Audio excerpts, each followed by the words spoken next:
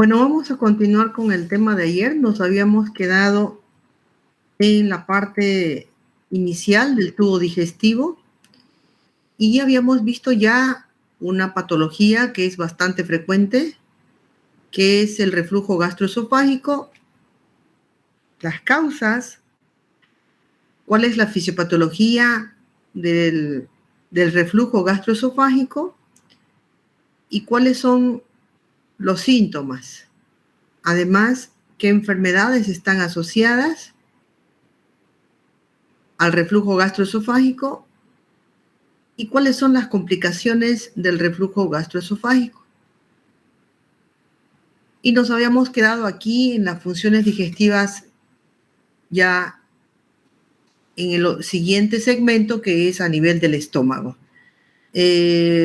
Antes que nada, quiero saber si me oyen bien y si las diapositivas están pasando. Sí, doctora, se ve bien y se Ok, muchas gracias. Bueno, del esófago entonces pasamos al estómago y ahí tenemos diferentes funciones y diferentes actividades que se inician una vez que el estómago se prepara para recibir el alimento. La estructura fundamental del estómago es muscular y esa estructura muscular tiene como función principal iniciar ondas de mezcla por la misma contracción del músculo que tiene, que lo conforma, y a través de ello provocar ondas peristálticas.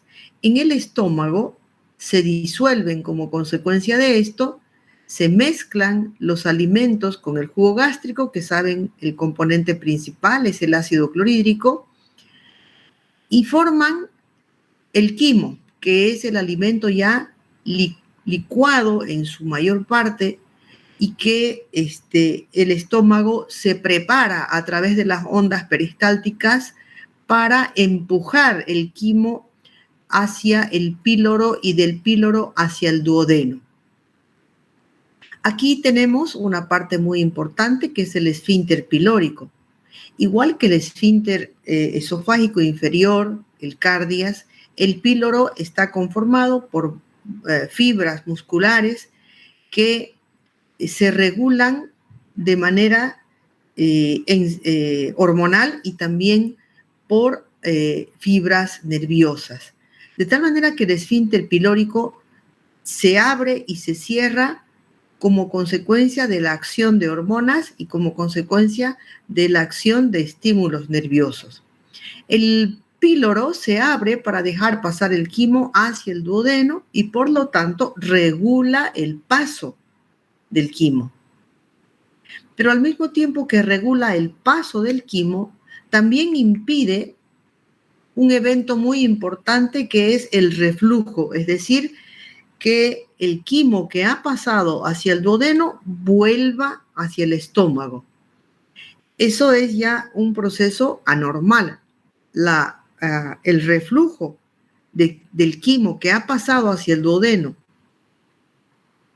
hacia el estómago, el reflujo del quimo hacia el estómago no es normal. Cuando hay un reflujo de quimo hacia el estómago, no solamente refluye quimo, sino que también refluye cantidades de enzimas digestivas y bilis, además de jugo pancreático. Por lo tanto, es un reflujo anormal que va a provocar síntomas digestivos. Una parte de los síntomas digestivos a nivel gástrico que es muy frecuente es lo que se llama el síndrome dispéptico o la dispepsia.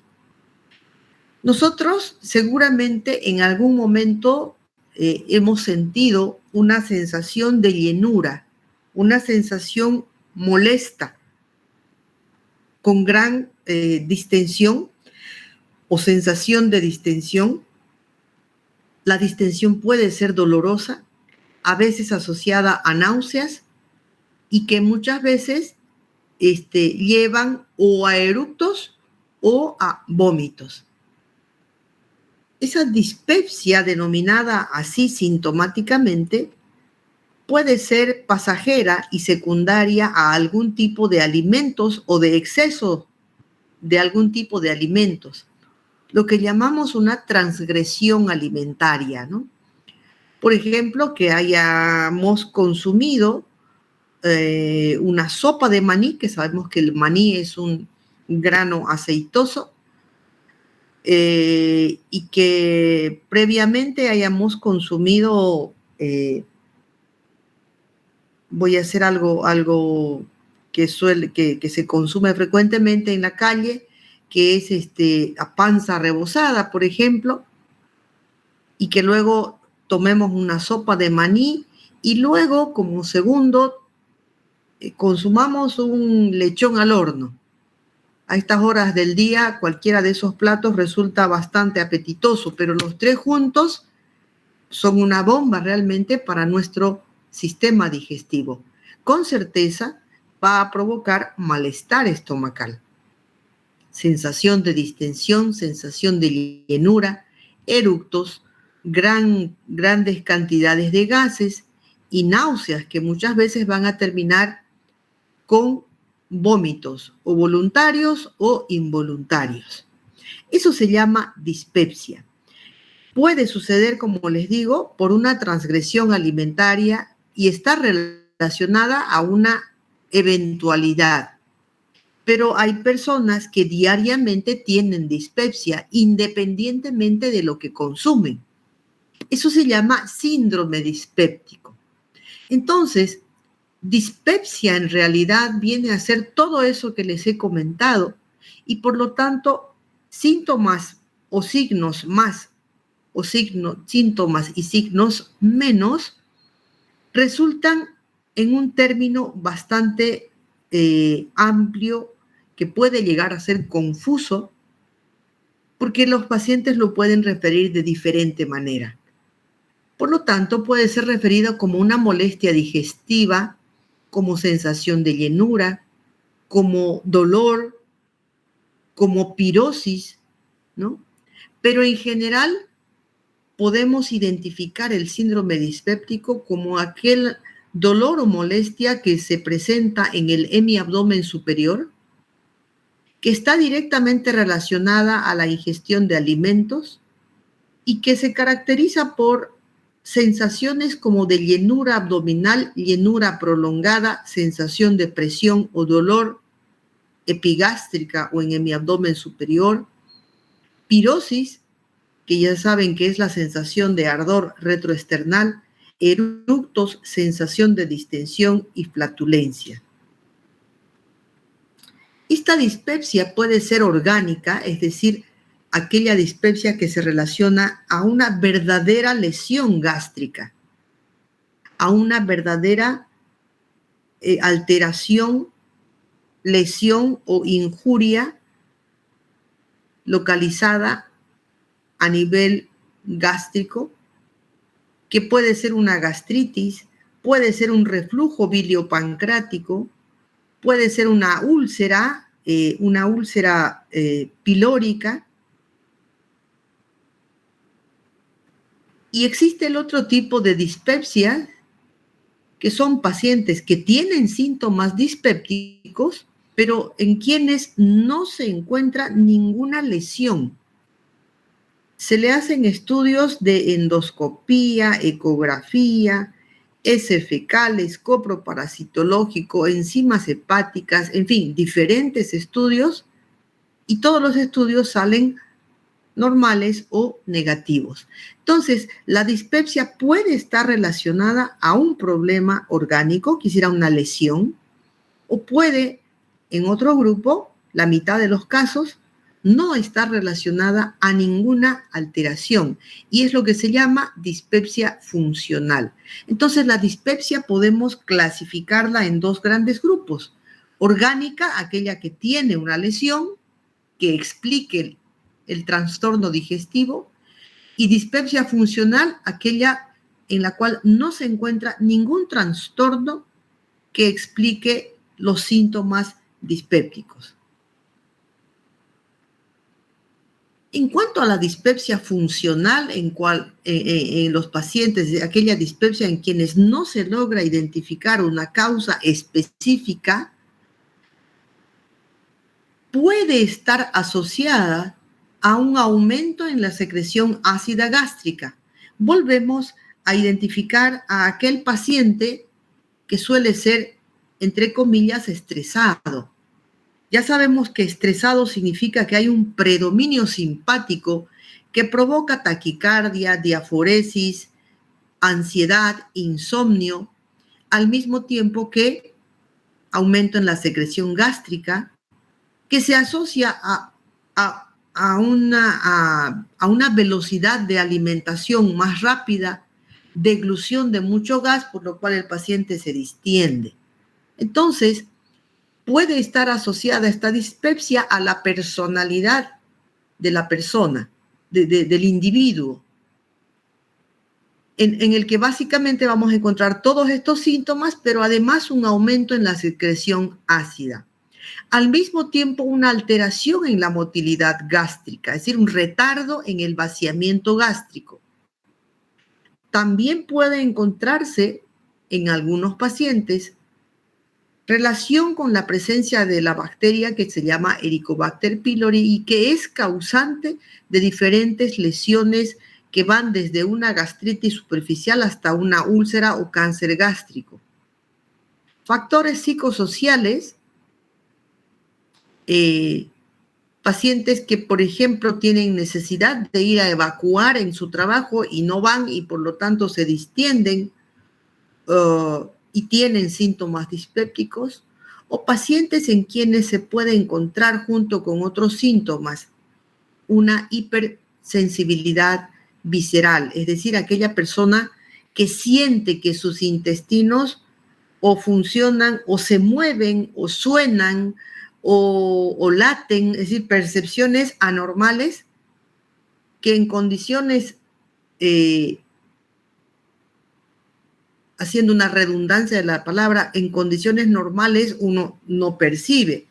Es decir, yo creo que ninguno de nosotros en condiciones normales percibe el peristaltismo o percibe que hay movimiento de jugo gástrico o hay secreción de bilis, contracción vesicular, eso no lo sentimos. Pero hay personas que dicen sentir esto y por lo tanto es una percepción anómala de las funciones fisiológicas de nuestro sistema digestivo. Cuando evaluamos a un paciente con dispepsia, pues podemos encontrar molestias muy vagas, dolor a nivel de mi abdomen superior, principalmente a nivel epigástrico, y este dolor o esta molestia con sensación de distensión, para considerarlo como síndrome dispéptico, tiene que tener una duración mínima de 3 meses y que sea persistente en el tiempo en más del 25% del tiempo. La dispepsia funcional, característicamente, no presenta hallazgos clínicos, bioquímicos, endoscópicos, por ecografía que expliquen las molestias y tampoco hay antecedentes quirúrgicos o uso de fármacos, es decir, no encontramos ninguna causa que explique los síntomas del paciente. También a nivel del estómago vamos a tener otra alteración que no es una enfermedad, pero sí es un síntoma muy importante, que es el vómito. Entendemos por vómito a la expulsión brusca de contenido gastrointestinal que sale por la boca. El vómito, que conocemos también como emesis, está relacionado a síntomas o a más bien hallazgos de irritación estomacal, distensión estomacal, y ambos, la irritación estomacal y la distensión estomacal, son estímulos que van a llegar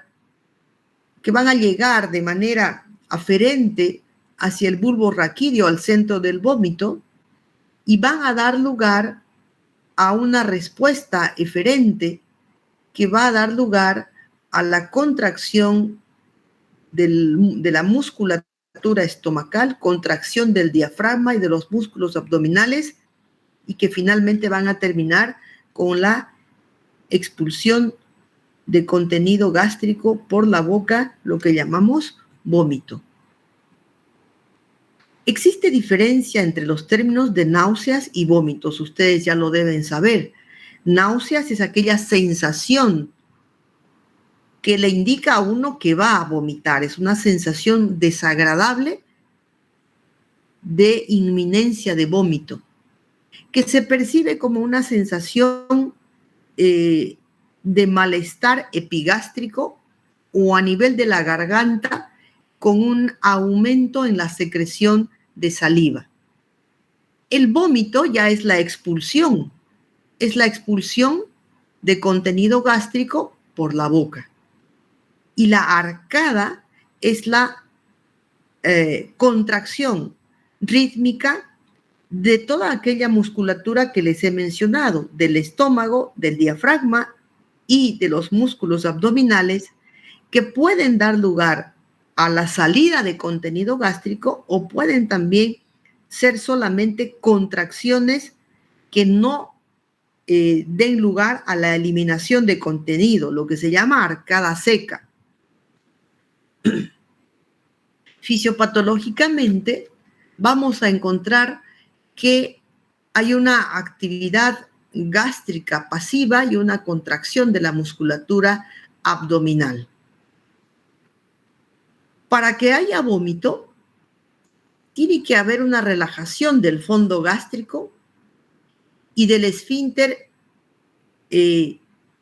esofágico inferior o gastroesofágico, ¿no? El cardias.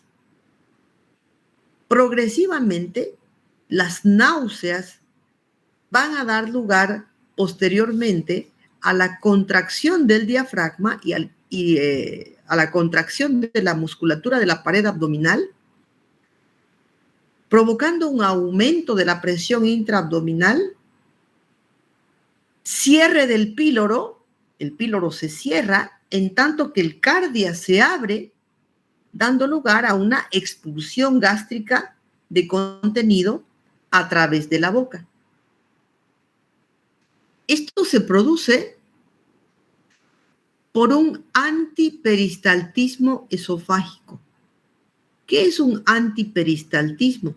Ustedes recordarán que en el esófago tenemos un peristaltismo donde se identifican 3 tipos de ondas, pero todas esas ondas peristálticas son descendentes. Para que haya vómito, el peristaltismo tiene que invertirse, lo que llamamos antiperistaltismo. Tiene que haber una inversión de ese peristaltismo. Se eleva de forma refleja el paladar blando, cerrando la glotis, se inhibe la respiración. ¿Para qué? Para evitar la broncoaspiración, para evitar que el contenido gástrico pase hacia el estómago y dé lugar a un problema pulmonar que se llama una neumonía por broncoaspiración. Entonces, durante el vómito, fíjense cuántos mecanismos tienen que ponerse en acción y actuar casi al unísono para que el vómito llegue a resultar una expulsión de contenido gástrico, pero sin otras complicaciones. Desde el momento en que la actividad gástrica empieza a haber con contracción de la musculatura, tiene que haber una contracción diafragmática y de los músculos de la pared abdominal progresivamente más intensa, que dan lugar a un aumento de la presión intraabdominal, y en el momento en que se va a producir el vómito se cierra el píloro. Se cierra el píloro,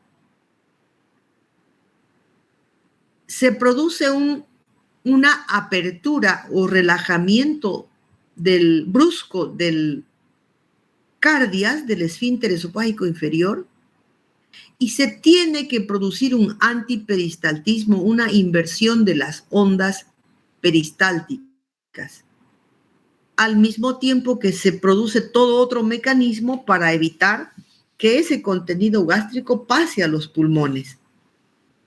Se eleva el paladar blando, se cierra la glotis, se produce un momento de apnea o inhibición respiratoria. ¿Para qué? Para evitar la broncoaspiración. Muchas causas pueden provocar vómito. Enfermedades gastrointestinales como enfermedades extraintestinales también pueden producir vómito. Entonces, el vómito como síntoma, uno tiene que interrogar exactamente cuál es el síntoma, cuál es su cronología, cuándo, cómo empezó, por qué apareció, con qué relaciona el paciente, qué vomitó, cuál era el contenido del vómito y obviamente los síntomas que se acompañan de el vómito para poder identificar a qué se debe que el paciente haya tenido vómitos. El vómito, en general, siendo una eliminación de contenido gástrico, puede ser eventual y está relacionado con una intoxicación alimentaria, con una infección, con algún tipo de alimento que sea colecistoquinética, es decir, de mucho contenido gástrico, pero también puede ser no solamente eventual, sino puede ser persistente. Cuando el vómito es persistente, trae complicaciones como por ejemplo una deshidratación o un desequilibrio hidroelectrolítico con alcalosis metabólica. Recordando equilibrio ácido-base, nosotros veíamos que quien regula el equilibrio ácido-base principalmente es el ion hidrógeno. Y vemos también aquí que el principal componente de la secreción gástrica es el ácido clorhídrico. Entonces, si hay mucho vómito, vamos a perder mucho hidrógeno. Al perder mucho hidrógeno, vamos a entrar en una alcalosis. ¿Qué tipo de alcalosis? Metabólica, porque no hay un problema pulmonar. Hay pérdida de hidrógenos y el problema es digestivo, que va a ser compensado por los pulmones, pero la alcalosis es metabólica. Muchas veces este proceso de vómito no se lleva así tan sincrónicamente como les he mencionado. No se eleva el paladar blando y no se cierra completamente la glotis. Y en ese caso pasa contenido gástrico hacia los pulmones, provocando un cuadro grave, gravísimo, que es la broncoaspiración. El ingreso de contenido gástrico a través de los bronquios hacia los pulmones, provocando no solamente una contaminación con restos alimenticios, sino provocando una quemadura de la vía respiratoria por el contenido o de ácidos, de ácido clorhídrico, o de álcalis, como por ejemplo el contenido de bilis que puede tener el vómito. También la intensidad o la fuerza con que abre el esfínter esofágico inferior, el cardias, en el momento del vómito, cuando aumenta la presión intraabdominal, la apertura del esfínter esofágico inferior puede ser tan brusca que puede provocar un desgarro lineal de la mucosa esofágica, lo que se llama síndrome de Mallory-Weiss. Y al haber un desgarro de la mucosa esofágica, ese desgarro puede afectar un vaso sanguíneo y provocar una hemorragia digestiva. Y entonces vamos a hablar de esta complicación que se llama síndrome de Mallory-Weiss. Y como ven aquí en la figurita a la derecha, vemos hacia el fondo el esfínter esofágico inferior, el tercio inferior del esófago, y este desgarro lineal, el desgarro lineal de la mucosa esofágica, que es lo que constituye en sí el síndrome de Mallory-Weiss. En definición, el síndrome de Mallory-Weiss es una dislaceración de la mucosa esofágica a nivel de la unión gastroesofágica. Fisiopatológicamente se debe a un aumento brusco de la presión intragástrica que da lugar al vómito. Entonces se producen una sucesión de eventos para que aparezca o se produzca esta complicación que se llama síndrome de Mallory-Weiss. Primero, hay aumento de la presión intragástrica por los vómitos, ¿no? Se produce una contracción de los músculos de la pared abdominal, contracción y descenso del diafragma y se cierra el píloro. Hasta aquí nosotros ya es lo que hemos visto, la fisiopatología del vómito. Se invierte el peristaltismo, también lo hemos visto, hay un antiperistaltismo y la violencia con que se abre el cardias puede producir un desgarro y rotura de los vasos submucosos de la unión gastroesofágica. ¿Cómo se va a manifestar un síndrome de Mallory-Weiss? Por hemorragia digestiva alta. ¿Qué caracteriza la hemorragia digestiva alta? Los vómitos de contenido sanguinolento. ¿En quiénes vamos a sospechar que tiene síndrome de Mallory-Weiss? Esto es muy importante. ¿Qué paciente me va a hacer sospechar y decir, ah, no, seguro que tiene un Mallory-Weiss? Es aquel o aquella paciente que ha estado vomitando y que luego de tener varios vómitos, en ese momento, vomita sangre. Porque el factor desencadenante es el vómito. ¿Qué pacientes vomitan mucho? Por ejemplo, el primer trimestre de una embarazada. En el cuadro que se llama hiperemesis gravídica. Normalmente, durante el primer trimestre del embarazo, aumentan las tasas de progesterona que mantiene el embarazo, ¿no? Esa elevación de la progesterona provoca muchos síntomas, entre ellos náuseas. Y la de las náuseas, vómitos. Es normal. Pero no es normal que la paciente no pueda retener nada en el estómago y que esté constantemente con arcadas y vómitos.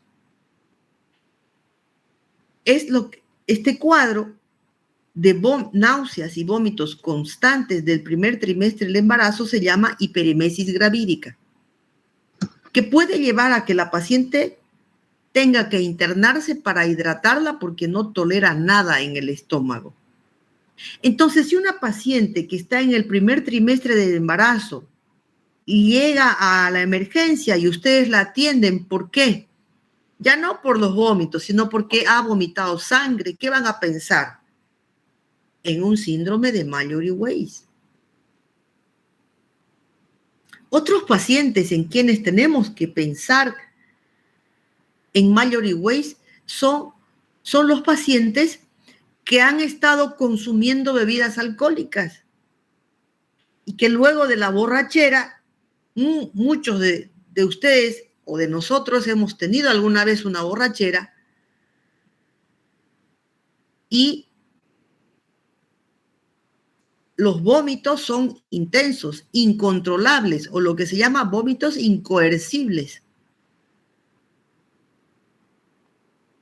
Entonces, un paciente con antecedentes de haber estado consumiendo bebidas alcohólicas hasta la embriaguez, que ha estado vomitando y que de repente vomita sangre, ojo, ese paciente muy probablemente tenga un Mallory-Weiss. Paciente que tiene insuficiencia renal crónica, con acumulación de urea, lo que hemos llamado síndrome urémico. Y la característica más sintomática más importante del paciente con síndrome urémico son las náuseas persistentes. Náuseas y vómitos persistentes. Entonces, si un paciente con el antecedente de dializar 3 veces por semana, que tiene insuficiencia renal crónica, y llega con el antecedente de hemorragia digestiva alta, de sangrado digestivo, de vómito, hematemesis, ¿qué vamos a pensar? Que ese paciente probablemente tenga un Mallory Weiss. Entonces, el Mallory Weiss no se presenta así por casualidad, y cuando el paciente viene con hemorragia digestiva, tenemos que averiguar cuáles son las circunstancias en las que el paciente ha tenido hematemesis. Porque si encontramos estos pacientes con estas características que les he mencionado, en la endoscopía nos informarán probablemente un síndrome de Mallory Weiss. Bien, ¿cuáles son las funciones digestivas del estómago? Fíjense que uno piensa que fisiológicamente el estómago es como una cavidad de recepción de los alimentos donde se inicia la mezcla con el ácido clorhídrico. Pero es importante recordar qué importancia tiene el estómago. Histológicamente tiene diferentes tipos de células que vamos a ver que son extremadamente importantes. La mucosa tiene lo que se llaman las células principales. Estas células principales secretan pepsinógeno que empieza a desdoblar las proteínas en péptidos, y tiene también las células principales secretan lipasa gástrica que empiezan a desdoblar algunas grasas que contienen triglicéridos. También tiene la mucosa gástrica células parietales. Estas células parietales son extremadamente importantes porque son las encargadas de secretar ácido clorhídrico. ¿Y qué hace el ácido clorhídrico? Es bactericida, empieza la desnaturalización de las proteínas y convierte el pepsinógeno que desdobla las proteínas en pepsina. Pero además, las células parietales secretan factor intrínseco. ¿Qué importancia tiene el factor intrínseco? Es fundamental, es único para la absorción de vitamina B12, que a su vez la vitamina B12 es fundamental para la eritropoiesis. También tiene células mucosas que están ubicadas en la superficie y el cuello del estómago, gástrica, de la superficie del cuello. Estas secretan moco, que son parte de la barrera protectora de la mucosa gástrica, que impide la autodigestión de la pared gástrica, porque el pH que tiene el ácido clorhídrico es un pH que lesiona la mucosa normalmente, pero la secreción de moco forma una película, una barrera que impide el contacto directo del ácido clorhídrico con las células de la mucosa gástrica, de la pared gástrica.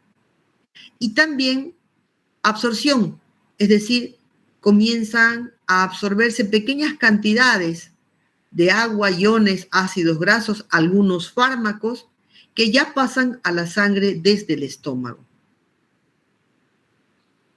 También tenemos las células G.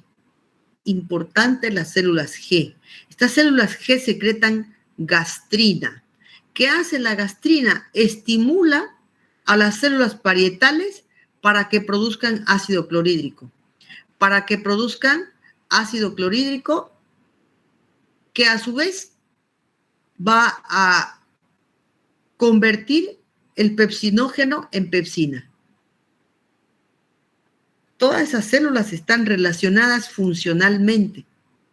Pero además, les decía que la contracción del esfínter esofágico inferior, o sea, del píloro, del cardias y del píloro, tienen que ver con la secreción de sustancias hormonales como la gastrina. En este caso, ven que la contracción de los esfínteres, tanto el cardias como el píloro, están reguladas por hormonas. ¿Qué es la gastrina? Es una hormona.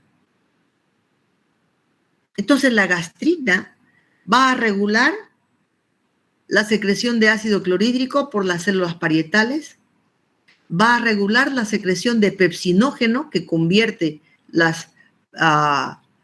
empieza a desdoblar las proteínas, va a cerrar el cardias, va a provocar movilidad, va a iniciar peristaltismo o motilidad en la mucosa gástrica y va a permitir la apertura del píloro. ¿Para qué? Para que el estómago se vacíe, para que el quimo pase del estómago hacia el duodeno.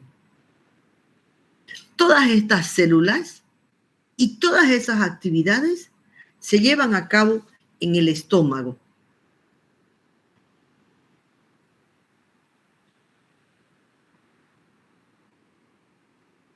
Entonces, a pesar de que la digestión ya comienza en la boca a través de la saliva, el verdadero proceso digestivo pasa por el estómago y luego pasa por el intestino donde se va a absorber.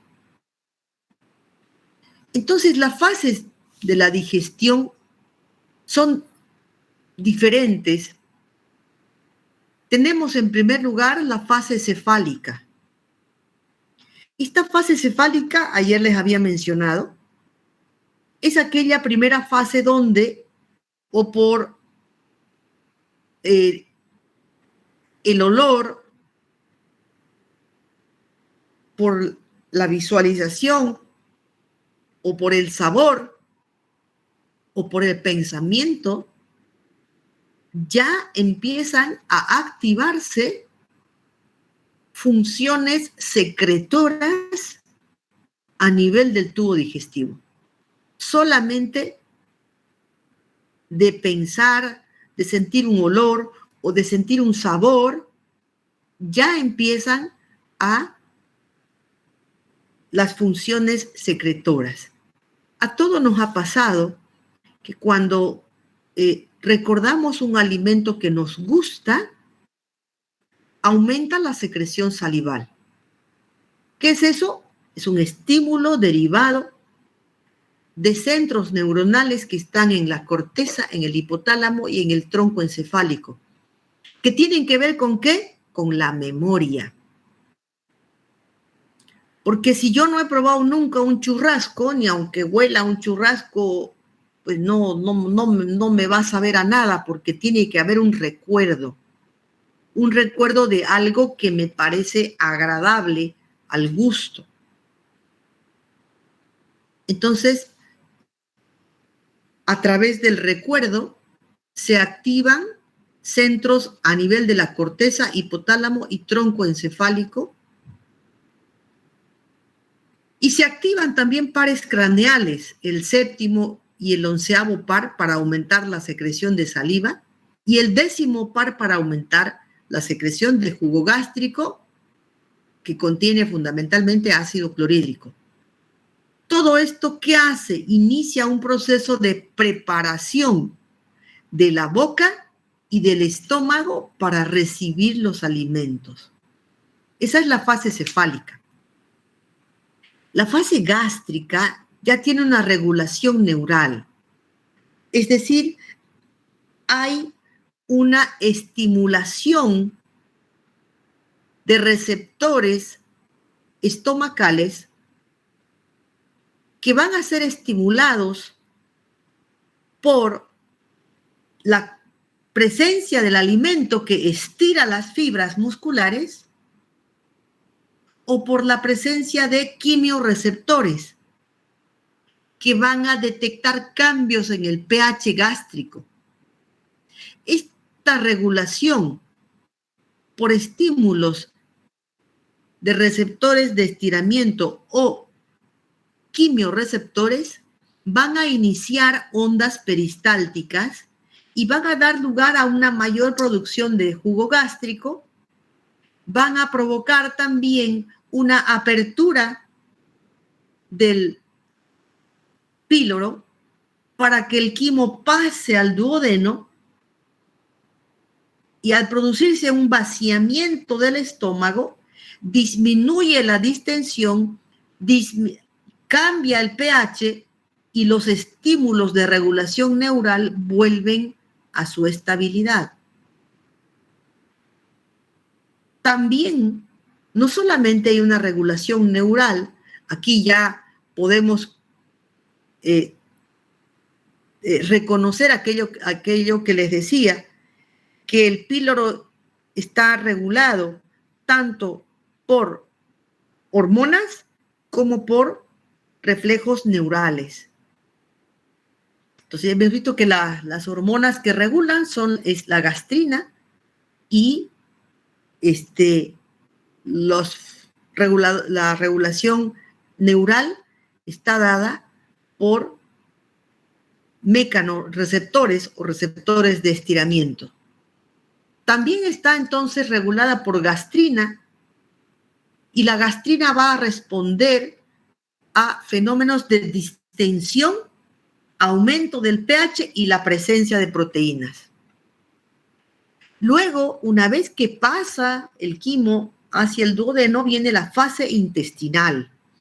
La fase intestinal, ya el alimento se ha convertido en quimo, ha pasado el estómago hacia el duodeno y tiene también una regulación neural y una regulación hormonal. La regulación neural está dada nuevamente por el mismo fenómeno, un fenómeno de receptores de distensión o receptores de estiramiento, porque la distensión o estiramiento de los músculos del duodeno causa un reflejo que se llama reflejo enterogástrico. Ese reflejo enterogástrico, entonces, ya va a permitir que el píloro se cierre el esfínter pilórico, el estómago se queda con muy poco movimiento, se inhibe la estimulación parasimpática y disminuye ya el vaciamiento gástrico. Hay una retroalimentación. Y la regulación hormonal va a estar dada por dos hormonas, la colecistoquinina y la secretina. Tenemos entonces que recordar que la regulación es neural, pero también es hormonal. Hormonas que de pronto ustedes no las conocían o no las recordaban, pero son fundamentales para el proceso digestivo. Ya habíamos visto la gastrina, que está secretada por las células G del estómago, del antro, ¿no? Que aumenta la secreción de jugo gástrico, la motilidad, contrae el esfínter esofágico inferior en tanto que relaja el píloro.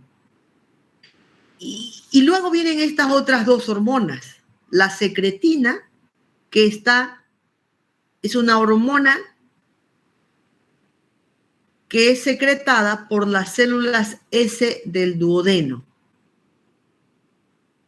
Estimula la secreción ya del jugo pancreático y de bilis. Es decir, la secretina va a ir a actuar sobre la vesícula y el páncreas. Sobre la vesícula, provocando contracción y vaciamiento de bilis. Y en el páncreas, provocando la contracción y secreción ¿de qué? De jugo pancreático. ¿Qué funciones cumplen el jugo pancreático y la bilis? Funciones digestivas de desnaturalización principalmente de grasas. Además, la secretina inhibe la secreción de jugo gástrico, promueve el crecimiento normal y el mantenimiento saludable del páncreas y estimula el efecto de la siguiente hormona, que es la colecistoquinina. La colecistoquinina es otra hormona secretada por las células enteroendocrinas, es decir, células endocrinas de la mucosa del intestino delgado. El estímulo para que se forme colecistoquinina es la misma secretina, pero además la presencia de proteínas, triglicéridos y ácidos grasos. La colecistoquinina también estimula el páncreas, estimula la vesícula biliar para que secreten jugo pancreático y liberen bilis, pero al mismo tiempo no solamente estimula el páncreas, sino que abre el esfínter de Oddi. Abre el esfínter de Oddi para que se vacíe el contenido hacia la luz intestinal. De manera muy importante, la colecistoquinina induce saciedad. Es una hormona que le dice, ya no comas más porque ya estás lleno. Las personas que tienen obesidad pueden tener un trastorno asociado de la colecistoquinina que no funciona normalmente y por lo tanto son personas que no tienen saciedad. Además, la colecistoquinina inhibe el vaciamiento gástrico y estimula a su vez el efecto de la secretina. Es decir, estas tres hormonas se relacionan entre sí, se inhiben y se estimulan entre sí. ¿A través de qué? Retroalimentación negativa.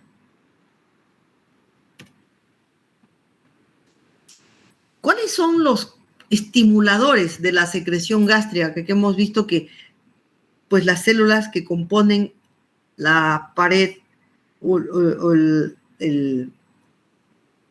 la pared gástrica, la mucosa gástrica, son varios tipos de células, cada una cumple una función.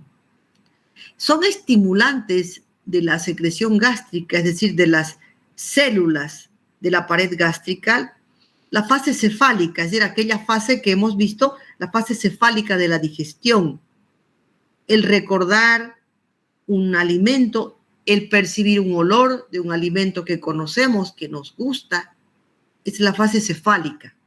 La fase gástrica, cuando cae ya el alimento y distiende el estómago, estimula los receptores de estiramiento y estimula los quimiorreceptores que responden ¿a qué? Al pH.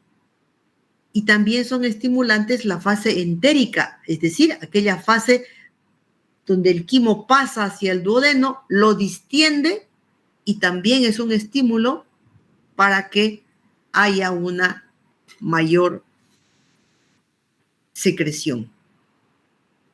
Inhibidores son diferentes.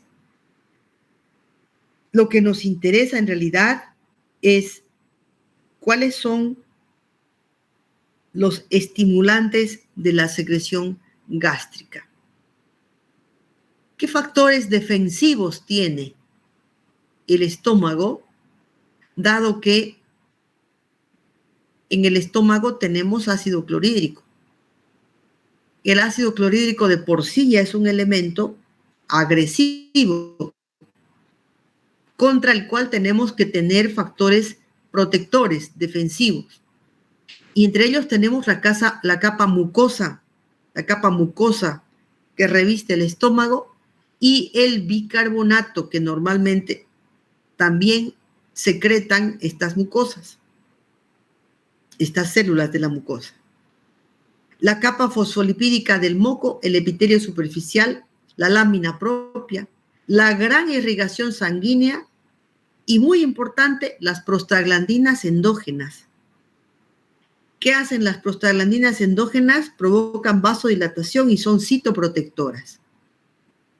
¿Qué hacen los antiinflamatorios? Para que puedan entender por qué los antiinflamatorios pueden provocar gastritis o úlceras y hemorragia digestiva. Inhiben las prostaglandinas. Al inhibir las prostaglandinas, están eliminando factores defensivos de la mucosa gástrica. Factores agresores.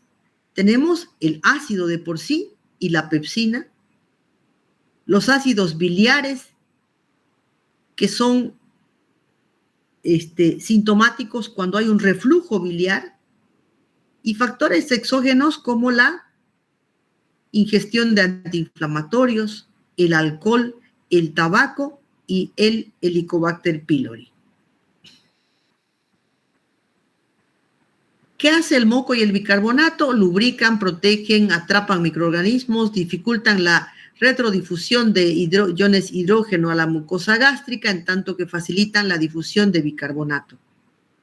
El epitelio superficial y el flujo sanguíneo permiten una reparación rápida, aportan oxígeno, eliminan rápidamente el exceso de hidrógenos y liberan bicarbonato.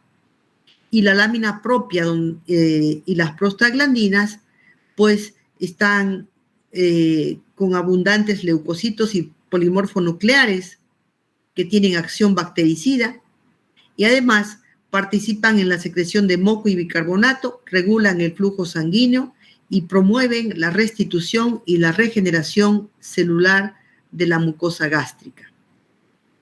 ¿Qué sucede cuando hay un desequilibrio, cuando hay una pérdida, cuando hay un desequilibrio de estos factores? Cuando se pierden los factores defensivos y predominan los factores agresores, pues sucede que se daña la mucosa gástrica y se produce una lesión inflamatoria. Y como lesión inflamatoria puede tener diferente profundidad y también puede tener diferente tiempo de evolución. La forma más grave de agresión del ácido clorhídrico a la mucosa gástrica o duodenal es la penetración hasta la muscularis mucosae, lo cual determina una lesión ulcerada o úlcera péptica. ¿Por qué se llama úlcera péptica? Porque es una úlcera, una lesión ulcerada que está determinada por la presencia de ácido clorhídrico en una mucosa gástrica desprotegida. El elemento causal, el elemento determinante de una úlcera es el ácido clorhídrico. Entonces, definimos una úlcera péptica como la pérdida de sustancia de la mucosa gástrica que en profundidad alcanza la muscularis mucosae, que siempre va a localizarse en zonas que están en contacto con ácido clorhídrico. No vamos a hablar de úlcera péptica en el colon. No vamos a hablar de úlcera péptica en el ilion. Vamos a hablar de úlcera péptica en sitios donde hay ácido clorhídrico. ¿Dónde hay ácido clorhídrico? En el estómago y en el duodeno. Ahí encontramos ácido clorhídrico.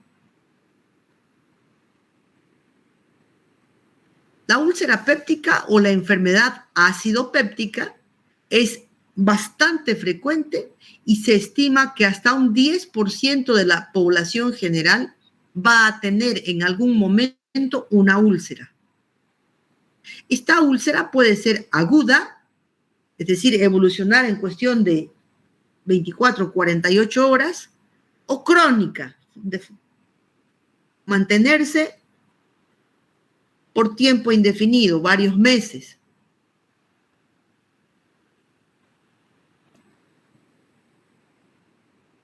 La úlcera puede ser entonces, úlcera péptica puede ser entonces de localización gástrica o puede ser de localización duodenal.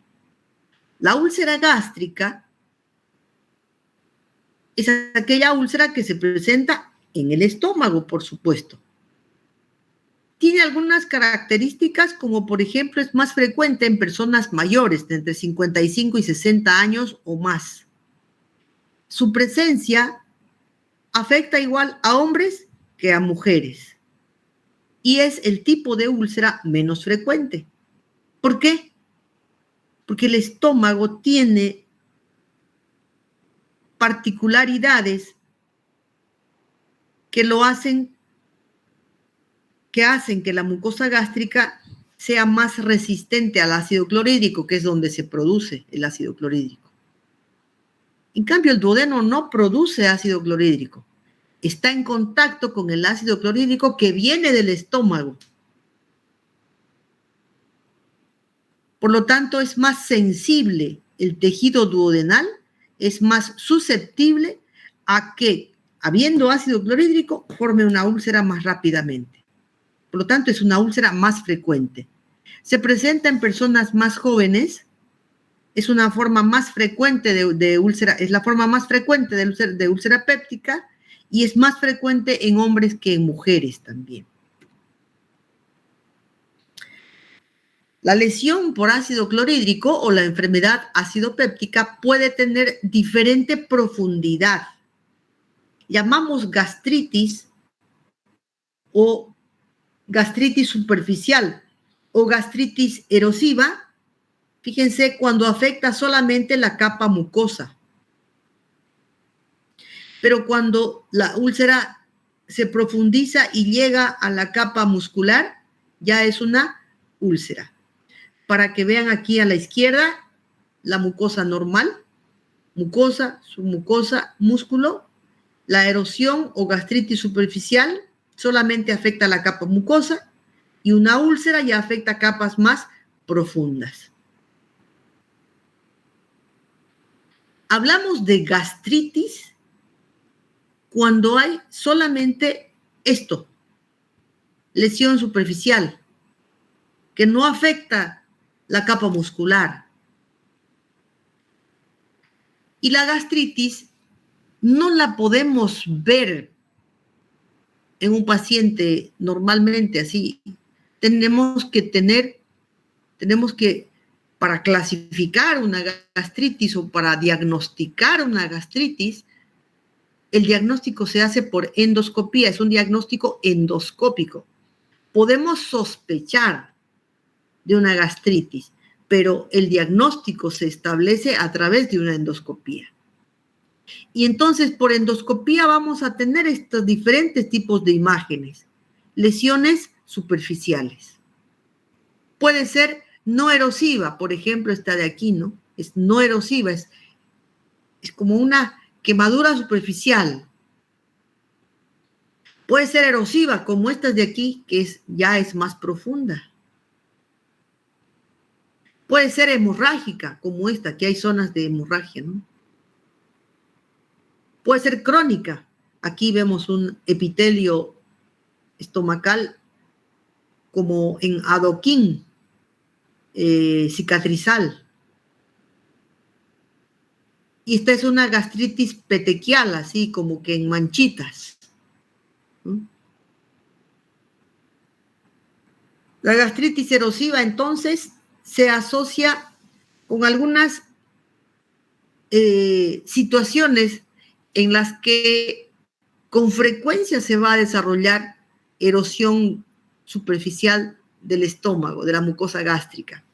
Por ejemplo, pacientes sometidos a estrés, pacientes internados graves, grandes quemados, fracturados, accidentes. La ingesta de sustancias que son irritantes, como el alcohol.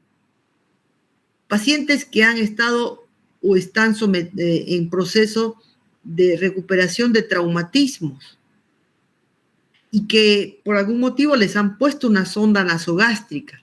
Y esa sonda nasogástrica es un estímulo dentro del estómago para que se produzca constantemente una secreción de ácido clorhídrico. lesiones vasculares, isquemia de la mucosa gástrica, reflujo gastroesofágico o reflujo duodenogástrico. Se asocian frecuentemente con la gastritis erosiva. Ya una lesión más profunda, fíjense, llega a afectar las capas musculares. Y una lesión, una úlcera profunda, tiene la posibilidad de afectar, ¿qué? Vasos sanguíneos.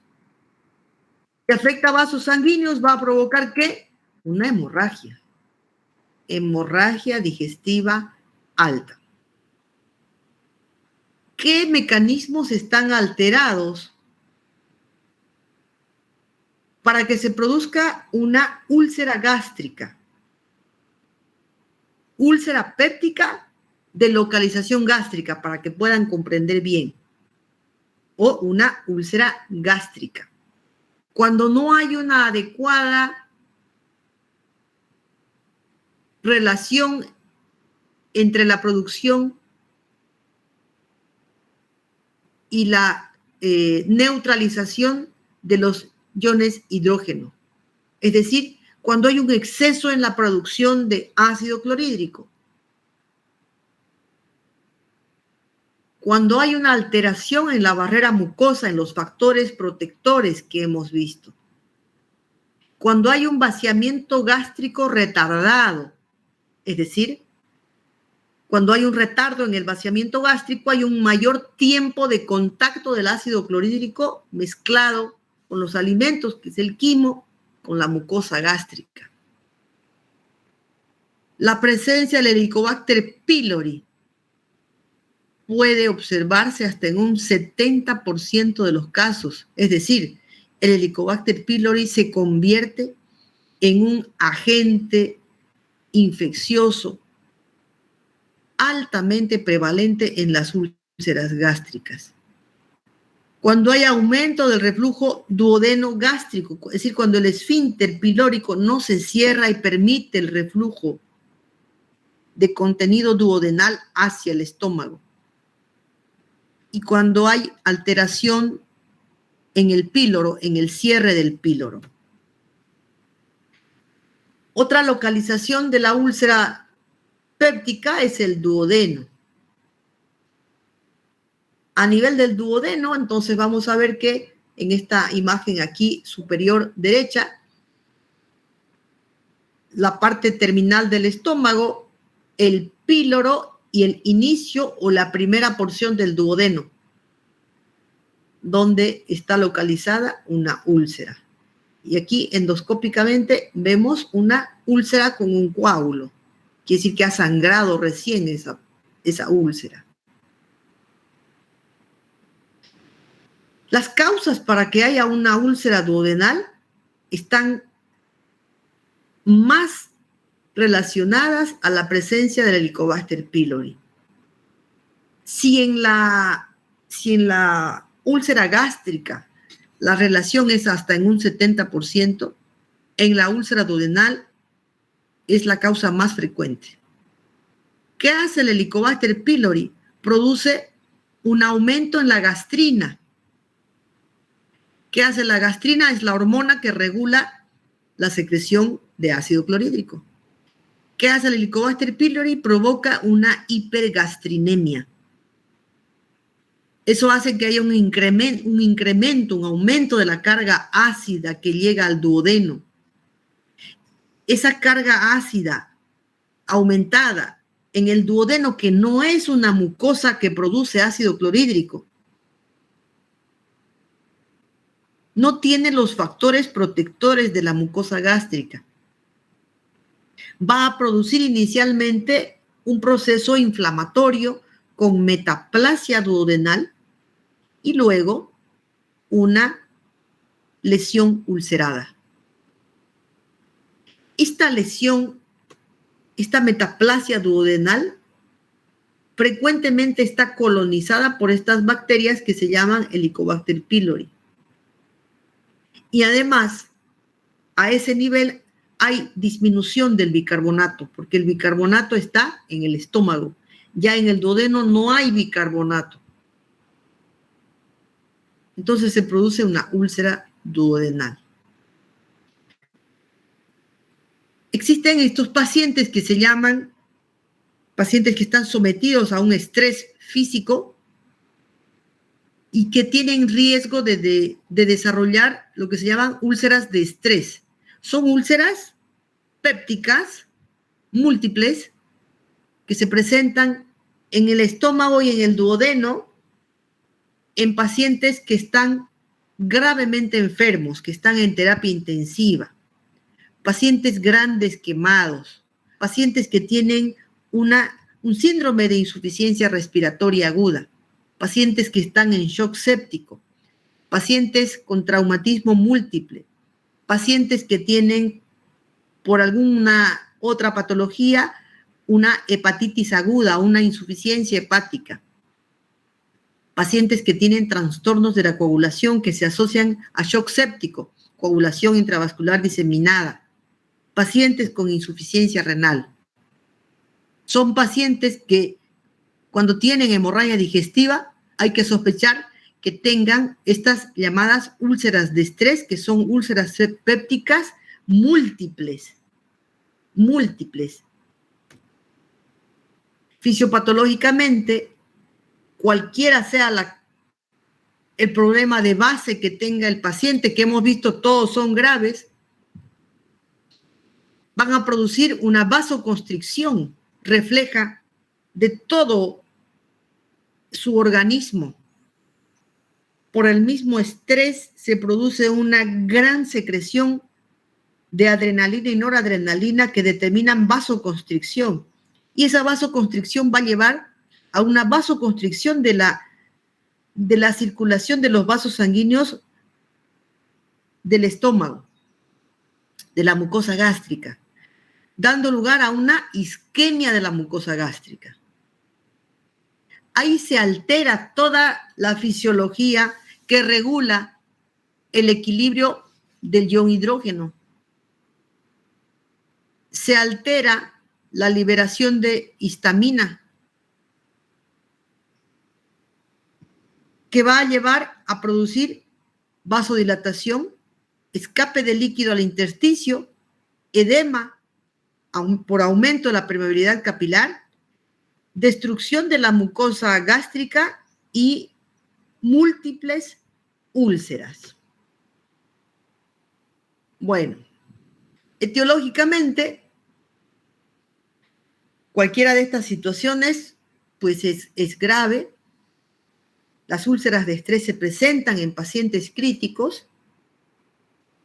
Las úlceras pépticas, gástrica o duodenal son sintomáticas y tienen que ser tratadas porque pueden sangrar en cualquier momento. Frecuentemente, la úlcera péptica de localización gástrica o duodenal se asocia a Helicobacter pylori. Hemos visto que con alta frecuencia en las gástricas, pero casi siempre relacionadas en las úlceras duodenales. Consumo de antiinflamatorios, ya sabemos por qué. Hipersecreción ácida, ya sea por un aumento de las células gástricas, por un estímulo de las células G o por un tumor de células G que se llama gastrinoma. El Helicobacter pylori se asocia mucho con alta frecuencia a la úlcera péptica. En el estómago puede producir una gastritis aguda y esa gastritis aguda puede cronificarse. Como todo proceso inflamatorio, puede dar una gastritis con atrofia o cicatrización en varios lugares, lo que se llama gastritis atrófica multifocal, o puede también ubicarse a nivel de antro y dar lugar progresivamente por vecindad a una úlcera duodenal. Cuando se produce una gastritis multifocal atrófica, es un factor de riesgo para desarrollar cáncer gástrico y es un factor de riesgo para desarrollar úlcera gástrica. Cuando se localiza en el antro, da lugar a úlceras duodenales o también es un factor predisponente para linfoma duodenal. El Helicobacter pylori entonces va a ser un factor asociado a úlcera gástrica, a úlcera duodenal, a cáncer gástrico, a linfoma gástrico. Otro factor asociado son los antiinflamatorios no esteroides. Ya saben, el mecanismo de acción es la inhibición de las prostaglandinas que disminuyen el moco, disminuyen la vasodilatación protectora de los vasos sanguíneos, alteran los factores protectores de la mucosa gástrica, producen isquemia y se puede producir erosiones superficiales que den lugar a gastritis o úlcera. ¿Quiénes son personas en quienes tenemos que tener cuidado para darles un antiinflamatorio no esteroide? Personas que estén en riesgo de que al utilizar un antiinflamatorio desarrollen una úlcera péptica. Mayores de 60 años, ingesta de altas dosis de antiinflamatorios, antecedentes previos de dispepsia, antecedentes previos de úlcera o hemorragia digestiva, uso concomitante al mismo tiempo con otro tipo de antiinflamatorios como los glucocorticoides y pacientes que usan de forma crónica antiinflamatorios como pacientes con artritis reumatoide. También el tabaco se relaciona a la úlcera péptica. Las personas que fuman tienen una mayor incidencia de úlcera péptica.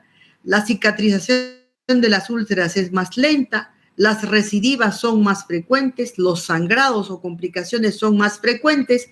Y la asociación entre tabaquismo y úlcera péptica tiene para el paciente que tiene asociados estos dos factores una menor expectativa de vida. ¿Cómo se va a manifestar una úlcera péptica? Con dolor abdominal que puede ser de localización epigástrica, normalmente no irradiado, postprandial, que se alivia con la ingesta de sustancias alcalinas como cualquier antiácido. También se alivia con la ingesta porque el alimento neutraliza el ácido clorhídrico y a veces también dolor nocturno como una sensación de hambre. Vómitos normalmente asociados al dolor o por la percepción de dispepsia. El vómito puede ser autoinducido, provocado para aliviar la sensación dispéptica. Pérdida de peso y podemos observar pacientes ya con las complicaciones de la úlcera péptica en el momento en que se diagnostica. ¿Cuáles son las complicaciones de una úlcera péptica? Hemorragia digestiva, sangrado digestivo alto, cáncer gástrico, perforación de esa úlcera, es decir, que perfore más allá de las musculares, y cuando afecta el pílori, cicatrización y estenosis pilórica. Aquí vemos las 4 complicaciones, ¿no? Sangrado de una úlcera, que se va a manifestar por hemorragia digestiva, hematemesis o melena. Perforación de la úlcera, se perfora y produce un abdomen agudo quirúrgico. Cáncer gástrico. Y cuando afecta el píloro, cicatrización y estenosis pilórica. Y aquí nos vamos a quedar porque aquí hablamos ya de la complicación más aguda, que es la hemorragia digestiva. ¿Tienen alguna pregunta?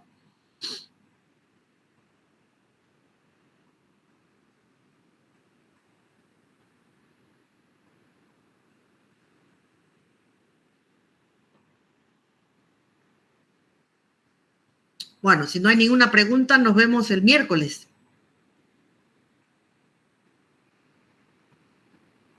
Está bien, doctora. ¿Ok? Gracias, hasta luego.